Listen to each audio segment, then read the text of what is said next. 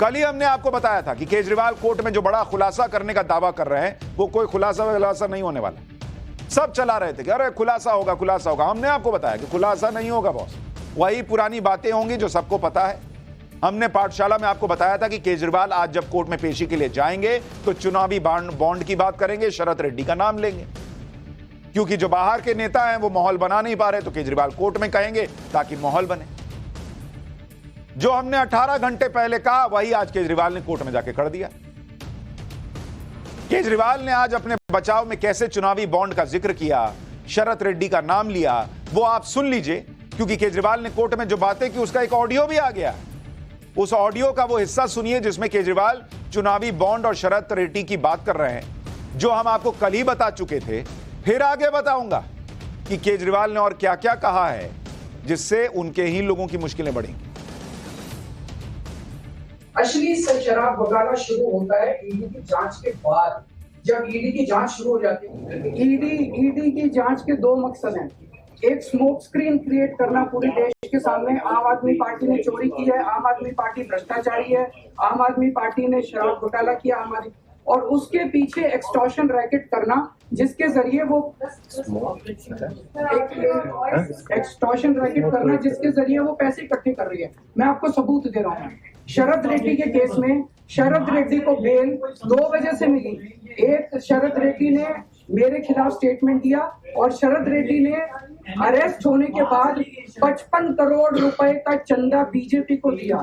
55 करोड़ रुपए के bonds arrest, so he bought his bail ma'am, he bought his bail. Now the money trail is clearly established. Money trail is clearly established. Ma'am, just last 1 minute. Yes, last 1 minute. The money trail is established, ma'am. उसने अपनी bell arrest होने के बाद 55 करोड़ रुपए का चंदा BJP को दिया, बीजेपी के अकाउंट में सीधा गया। मनी ट्रेल इज एस्टैब्लिश्ड और यही पूरी जांच का मकसद था। एक तरफ आम आदमी पार्टी को क्रश करना, एक स्मोक स्क्रीन क्रिएट करना, भ्रम का पर्दा और पीछे से एक्सटॉर्शन करना। अब कल की पाठशाला याद कीजिए, यही बात हमने आपको कही थी कि यही बात इनके लोग बाहर कह रहे हैं, यही बात ये अंदर जाकर कहेंगे ताकि खबरें बने, हेडलाइन बने, उस पर चर्चा हो।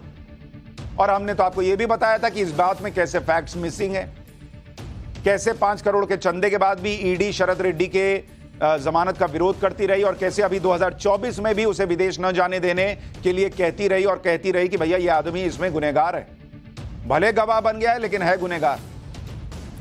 हालांकि कल से आम आदमी पार्टी ने यह माहौल बनाया हुआ था कि आज तो अरविंद केजरीवाल बहुत बड़ा खुलासा कर देंगे, ऐसा खुलासा जिससे देश हिल जाएगा। लेकिन अरविंद केजरीवाल ने आज जो खुलासा किया वो कमोबेश वैसा ही था जैसा किसी ने कहा था कि मैं संसद में बोलूंगा तो धरती कांपेगी, भूकंप आ जाएगा। कमोबेश मैचिंग वाला था। हालांकि केजरीवाल का खुलासा ऐसा फुस हुआ कि उनके खुलासे के बाद भी कोर्ट ने 1 अप्रैल तक रिमांड पर भेज दिया। यानी अरविंद केजरीवाल का सो कॉल्ड खुलासा सुनकर भी कोर्ट हैरान नहीं हुआ, जबकि कल यह कहा जा रहा था कि केजरीवाल ऐसा खुलासा कर देंगे कि केस ही जैसे लग रहा खत्म हो जाएगा। लेकिन बॉस कोर्ट तो केजरीवाल को सुनने तक के लिए तैयार नहीं था। केजरीवाल जो बोल रहे थे उस पर कोर्ट ने कह दिया कि आप ये सब लिखित में दे दीजिए, हम ले लेते हैं। लेकिन केजरीवाल को तो लिखित में देना नहीं था, उन्हें तो कोर्ट में एक तरह से भाषण देना था और ऐसी बातें कहनी थी जिससे माहौल बने। लिख के देते तो माहौल कैसे बनता। यानी केजरीवाल जेल से तो सरकार चला ही रहे हैं, कोर्ट में जाकर भाषण भी दे आए। एक बार सुनिए अरविंद केजरीवाल ने कोर्ट में क्या कहा है, फिर आपको बताऊंगा कि कोर्ट में अरविंद केजरीवाल ने अपने बचाव में और क्या क्या कहा और ईडी ने इसका क्या क्या जवाब दिया और कोर्ट में ऐसा क्या कहा कि सुनीता केजरीवाल का झूठ पकड़ा गया, वो भी आपको दिखाऊंगा। मुझे क्यों गिरफ्तार किया गया है, मेरा नाम सीधे सीधे 4 स्टेटमेंट्स में आता है, वो मैं आपके सामने रखने की ज्यादा चाह रहा हूँ। तो आप ये सब राइटिंग में देना चाहेंगे? नहीं, मैं 1 मिनट में प्लीज मुझे बोल लेने दीजिए। नहीं, बोलने का ठीक है, बाद में दे दूंगा राइटिंग, बाद में राइटिंग में दे दूंगा। आप फिर राइटिंग में ही दे दें कोर्ट में, I will take it on record. मुझे बोल लेने दीजिए। चलिए बोलिए। I get your point, but the thing is आपकी submissions मुझे लग रहा है काफी lengthy हैं। नहीं है मैडम, आप writing में दे दीजिए। Only 5 minutes. I will just complete in 5 minutes. Why don't you give in writing? I will just complete in 5 minutes. Please allow me. I will not permit more than that. Please allow me. All right. यानी court भी कह रहा है कि भैया लिखित में दे दीजिए ना, अगर इतना बहुत जबरदस्त पॉइंट है तो। क्योंकि ऐसा अमूमन होता नहीं ना भाई कि वकील रिप्रेजेंट करता है, आदमी गया वो खुद ही बोलने लगा, कल को सब कहेंगे कि हमको भी भाषण देना है। यानी केजरीवाल आज इसी मकसद के साथ कोर्ट में गए थे कि ऐसी ऐसी बातें करूंगा जिससे हेडलाइंस बने। इसलिए अपने खिलाफ मामले पर बोलने के लिए आज कोर्ट में खुद केजरीवाल खड़े हो गए और उनके अपने बचाव में 3 बड़ी दलीलें उन्होंने दी।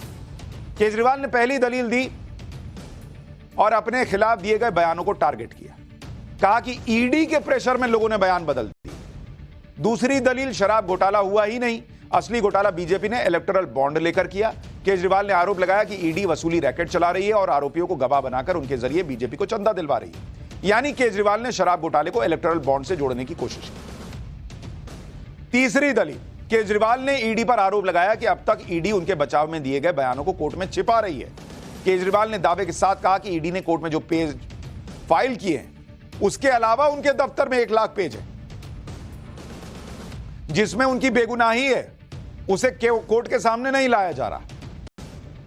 केजरीवाल के इन 3 बड़े आरोपों पर ईडी ने डायरेक्ट जवाब दिया कोर्ट में। गवाहों के बयान बदलने के आरोपों पर ईडी ने सीधे सीधे कहा कि जिन लोगों ने बाद में अरविंद केजरीवाल का नाम लिया है उन सब ने ऐसा करने की पूरी वजह बताई है और यह सारी वजह पेपर पर मौजूद है और इन वजहों को हाईकोर्ट के सामने ऑलरेडी रखा जा चुका है। ईडी ने फिर कहा कि अरविंद केजरीवाल ऐसे आरोप लगाकर एक माहौल बनाना चाहते हैं। केजरीवाल के इलेक्टोरल बॉन्ड वाले आरोपों पर ईडी ने कहा कि इलेक्टोरल बॉन्ड का शराब घोटाले से कोई लेना देना नहीं है। बीजेपी की शराब पॉलिसी बनाने में कोई भूमिका ही नहीं थी। भाई पहले जब बीजेपी को दे रहे थे पैसा, चंदा, शरद रेड्डी की कंपनी, जिस वक्त शराब नीति बन रही थी उस वक्त बीजेपी शराब नीति बना रही थी और उसके बाद शरद रेड्डी को जमानत नहीं मिली और बाद में हेल्थ ग्राउंड पर मिली और फिर विदेश नहीं जाने दिया। यह सब तो आपको बताया ही। इस केस में कौन किस पार्टी को चंदा दे रहा है इससे लेना देना ही नहीं है, ईडी कह रही है, और ना ही इसका शराब घोटाले से कोई संबंध है। कोर्ट के सामने कुछ बयान छिपाने के आरोप पर ईडी ने कहा कि अरविंद केजरीवाल को यह कैसे पता है कि जो बयान उनके समर्थन में है वो ईडी के पास मौजूद हैं, ईडी की कस्टडी में मौजूद हैं। यह सब उनकी कल्पना है, कोर्ट ने कहा। अरविंद केजरीवाल ने आज कोर्ट के सामने मनीष सिसोदिया के सचिव रहे सी अरविंद का भी नाम लिया। हमने आपको बताया था कि सी अरविंद ने ही पहली बार अरविंद केजरीवाल का नाम लिया था और उनको आमने सामने बैठाकर अरविंद केजरीवाल से पूछताछ हुई। यह दावा किया था सी अरविंद ने कि मनीष सिसोदिया ने उन्हें अरविंद केजरीवाल के घर पर बुलाया था और वहां एक डॉक्यूमेंट दिया था और उस डॉक्यूमेंट के आधार पर ही जीओएम की ड्राफ्ट रिपोर्ट बनाने के लिए कहा गया था। सी अरविंद ने यह भी कहा था कि अरविंद केजरीवाल के आवास पर शराब कारोबारियों का प्रॉफिट मार्जिन 5% से 12% करने का फैसला हुआ है। इस पर आज अरविंद केजरीवाल ने अपनी दलील में कहा कि वो तो मुख्यमंत्री हैं, उनके घर पर इतने लोग आते हैं, किसी ने किसी को कोई डॉक्यूमेंट दिया तो इसमें उन्हें क्या पता चलेगा। एक बार कोर्ट में दी गई अरविंद केजरीवाल की दलील सुन लीजिए, फिर आपको बताऊंगा कि कैसे अपने आप को निर्दोष दिखाने के लिए शराब घोटाले में फंसे अपने नेताओं से केजरीवाल जी कन्नी काट रहे हैं क्या। मैडम मेरे घर पे ढेरों एमएलए आते हैं, ढेरों मंत्री आते हैं, ढेरों डिग्निटरीज आते हैं, अपने अपने सेक्रेटरी लेके वो आपस में खुसर भी करते रहते हैं, आपस में डॉक्यूमेंट्स भी एक्सचेंज। मुझे क्या पता कि कौन किसको क्या दे। Is this a sufficient reason to arrest the sitting chief minister? बताइए। कह रहे मुख्यमंत्री के घर पे कितने ही मिनिस्टर और अधिकारी आते हैं, वो आपस में खुसुर फुसुर करते रहते हैं, मुझे क्या पता किसने किसको क्या दे दिया। बताइए। वहां सिसोदिया जी जेल में बंद हैं और आज इन्होंने पल्ला ही झाड़ दिया कि मुझे क्या पता किसने किसको क्या दे दिया मेरे घर पर। शराब घोटाले में आम आदमी पार्टी के सीनियर नेता मनीष सिसोदिया और संजय सिंह लंबे समय से जेल में।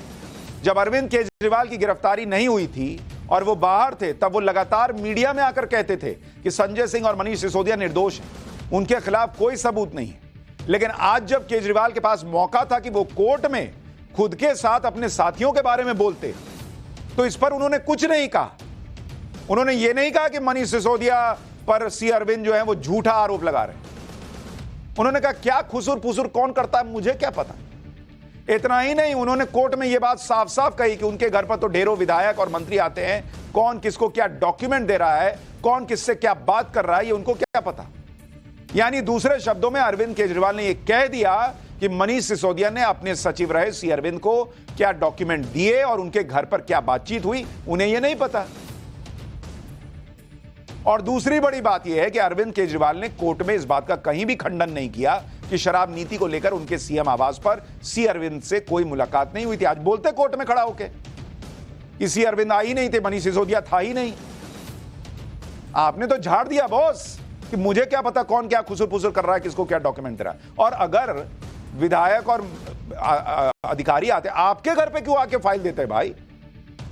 मान लीजिए मनीष सिसोदिया को देना है कोई फाइल, तो अपने ही घर पे दे देंगे। मुख्यमंत्री से बात करने आए होंगे उस पर, तभी ना वहां बुलाए होंगे।